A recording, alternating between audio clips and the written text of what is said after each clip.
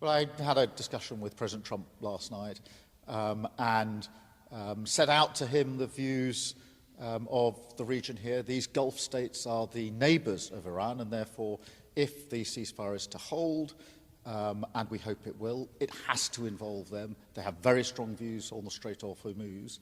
And we spent most of the time on the call talking about the practical plan that's going to be needed to get navigation through the Strait, and the role that the UK is playing. For a couple of weeks now, we've been pulling together a coalition of countries, now over 30 countries, working on a political and diplomatic plan, but also looking at military capabilities and actually the logistics of actually moving vessels through the Strait. So that was the focus of the discussion last night, reflection on what I've been discussing here, but also that focus on a practical plan in relation to navigation through the Strait. Well, we're very strong supporters of NATO, and I've been making the argument for some considerable time that we need to do more. It's the single most effective military alliance the world has ever known.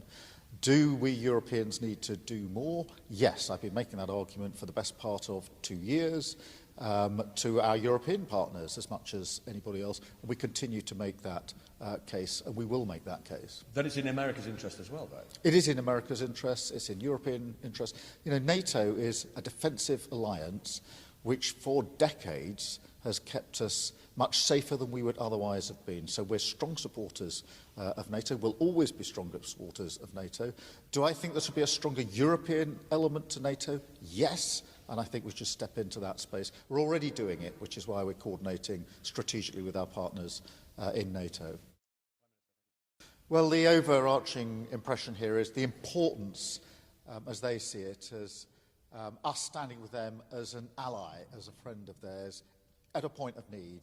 And there's been reflection on the work that we've done with them over the last 6 to 7 weeks on collective self-defence. Here in Qatar, we've got a joint squadron. So a real sense of here we are as an ally, standing with our allies when it matters most to them.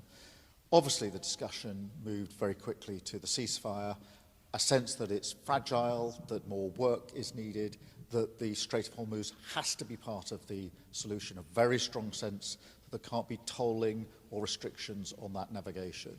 And so we come away from here with a real desire on their part to work more closely with us on defence resilience, on economic resilience. There's a sense here, as there is, I think, in the United Kingdom, that this conflict is going to define us for a generation, and we must respond, and we will respond with strength.